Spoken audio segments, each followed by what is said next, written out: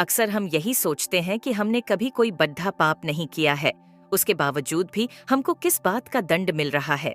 यह दंड वही होता है जो हम पर निंदा का पाप कर संचित करते रहते हैं।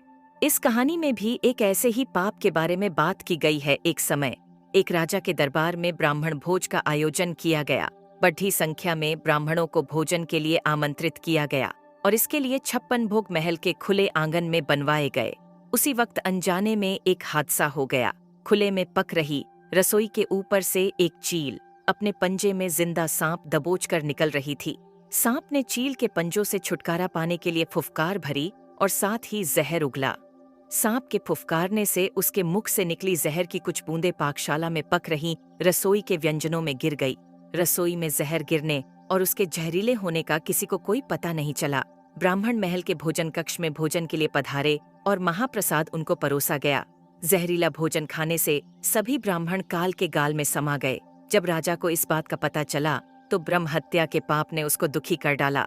ऐसे में सबसे ज्यादा मुश्किल खड्डढ़ी हो गई यमराज के लिए कि आखिर इस पाप का भागी कौन है और ब्रह्म हत्या के पाप के लिए किसको दंड दिया जाए। दंड देने के लिए यमराज के सामने सबसे पहला नाम राजा का आया, क्योंकि राजा ने ब्राह्मणों को भोजन के लिए आमंत्रित किया था। यमराज के मन में दूसरा नाम रसोइये का आया, जिसने ब्राह्मणों के लिए महाप्रसाद तैयार किया था। यमराज को तीसरा ख्याल चील का आया, जो सांप को पकड़ डर कर ले जा रही थी।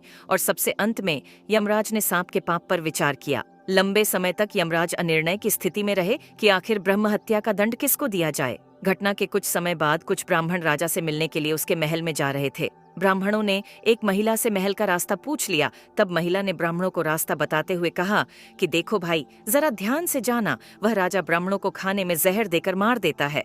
जैसे ही महिला ने यह बात कही, यमराज ने फैसला कर लिया कि मृत ब्राह्मणों के पाप का फल इस महिला के खाते में जाएगा और यह दंड को भोगेगी। यमदूतों ने यमराज से पूछा कि प्रभु ऐसा क्यों?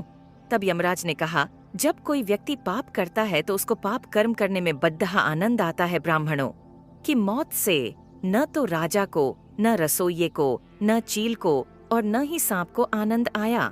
ये सभी इस अपराध से अनजान भी थे महापाप कि इस दुर्घटना का इस महिला ने जोर शोर से बखान कर जरूर मजा लिया, इसलिए ब्रह्महत्या का यह पाप इसके खाते में जाएगा।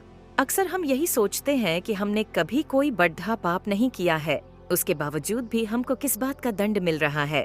यह दंड वही होता है जो हम पर निंदा का पाप कर संचित करते रहते हैं।